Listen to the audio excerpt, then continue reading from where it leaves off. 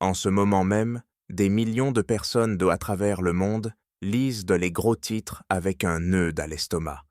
Elles parcourent dans les réseaux sociaux avec une angoisse grandissante. Elles discutent avec leurs proches de ce qui pourrait arriver dans notre monde en pleine mutation. Le consensus général est que l'incertitude règne en maître. Mais voici la révélation qui change tout.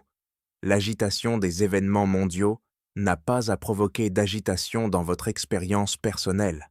Ce n'est pas une simple pensée positive. C'est un fait neurologique et psychologique, soutenu par des décennies de recherche. Vous êtes-vous déjà demandé pourquoi certaines personnes s'effondrent sous la pression, alors que d'autres y trouvent une force inattendue? Pourquoi certains ne voient que des problèmes, là où d'autres découvrent des solutions? La réponse n'est ni la chance, ni la génétique. Elle réside dans la manière dont votre cerveau traite la réalité. Et si la plus grande menace pour votre bien-être n'était pas une circonstance extérieure, mais plutôt les schémas de pensée automatiques qui interprètent ces circonstances? Cette distinction est révolutionnaire. Si ce message résonne en vous, prenez un instant pour cliquer sur le bouton « J'aime » et abonnez-vous à cette chaîne. Et si vous êtes prêt à vous libérer de la programmation mentale qui a limité votre expérience, écrivez dans les commentaires « Je choisis ma réalité ». Cette simple déclaration signale à votre cerveau que vous faites le choix conscient de voir au-delà de ce que la plupart des gens ne verront jamais. Regardez autour de vous. Chaque jour, nous sommes bombardés de prédictions de krachs économiques, de bouleversements politiques, de catastrophes écologiques et de ruptures technologiques. Pour beaucoup, ces messages déclenchent une réaction de stress immédiate. Cette réaction réduit notre champ de vision aux menaces et aux dangers, nous faisant ignorer les opportunités qui coexistent au même moment. La vérité, c'est que les événements eux-mêmes sont neutres. Ils n'acquièrent de sens qu'à travers votre interprétation. Et vos interprétations sont façonnées par des programmes mentaux qui fonctionnent en dessous du seuil de votre conscience. Ce sont des programmes que vous n'avez pas choisis, mais dont vous avez hérité, de l'évolution, de votre enfance, de votre culture et des médias de masse. Dans les prochaines minutes, nous allons explorer précisément comment fonctionnent ces programmes, pourquoi ils maintiennent la plupart des gens captifs de la peur et des limites, et surtout, nous verrons les étapes exactes pour les reprogrammer. L'objectif, passer de la victimisation à la pleine puissance.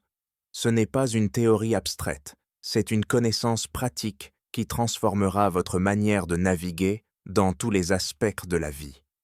Êtes-vous prêt à comprendre ce que la plupart des gens ignoreront toujours sur la vraie nature de la réalité? Votre cerveau n'a pas été conçu pour le bonheur, il a été conçu pour la survie. Ce simple fait explique la souffrance humaine mieux que toute autre chose. Pendant des millions d'années, nos ancêtres ont vécu dans des environnements remplis de prédateurs et de dangers. Ceux qui ont survécu ont transmis des gènes qui privilégiaient la détection des menaces plutôt que le contentement. Comme l'explique le Dr Joe Dispenza, votre cerveau traite environ 400 milliards de bits d'informations par seconde, mais vous n'êtes conscient que de 2000 d'entre eux. Qu'est-ce qui détermine les 2000 bits qui atteignent votre conscience? La programmation de survie de votre cerveau.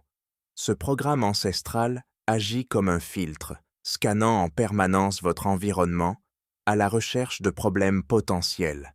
Il a un biais de négativité, car historiquement, manquer une menace pouvait signifier la mort, alors que manquer une opportunité ne signifiait qu'un repas raté.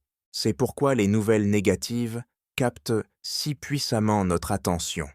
Votre cerveau est littéralement câblé pour leur donner la priorité. Le résultat de cette analyse constante, un système nerveux qui reste en mode stress bien plus longtemps que prévu par la nature. Votre corps produit des hormones comme le cortisol et l'adrénaline, parfaites pour les situations de survie à court terme, mais toxiques lorsqu'elles sont libérées en continu.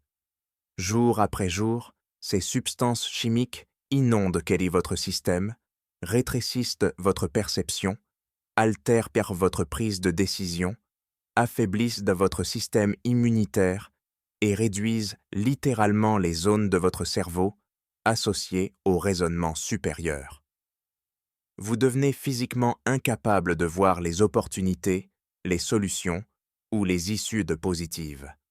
Avez-vous remarqué comme les problèmes semblent se multiplier quand vous êtes déjà stressé?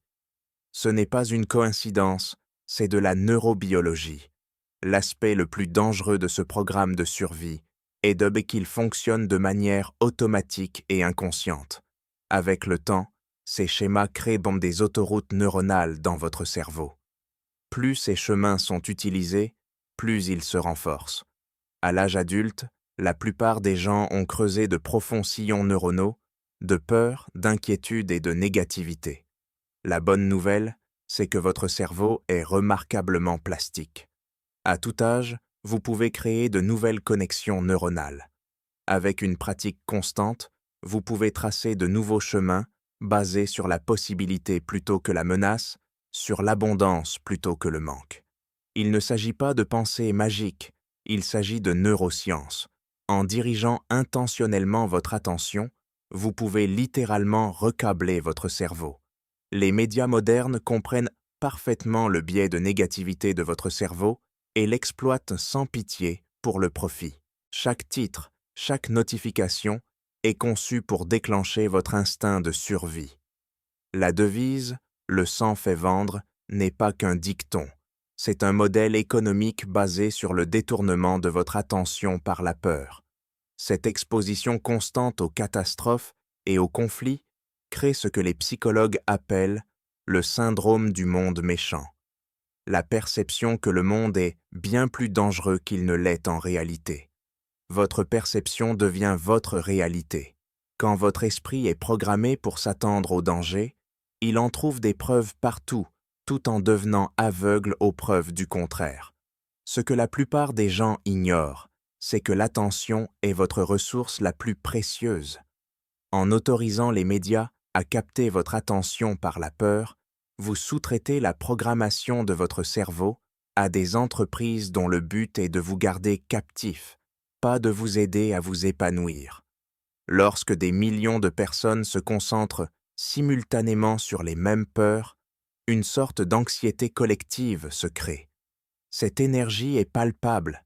Avez-vous déjà remarqué à quelle vitesse votre humeur peut changer en fonction des personnes que vous fréquentez ou des médias que vous consommez?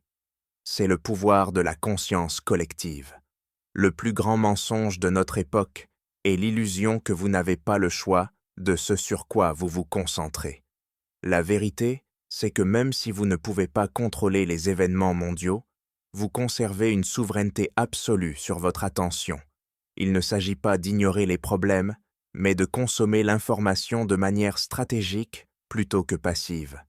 Demandez-vous, cette information me donne-t-elle du pouvoir ou me l'enlève-t-elle? En reprenant le contrôle de votre attention, vous commencez à percevoir une autre réalité. Non pas parce que la réalité a changé, mais parce que vous accédez à des dimensions qui étaient auparavant filtrées par votre perception programmée par la peur.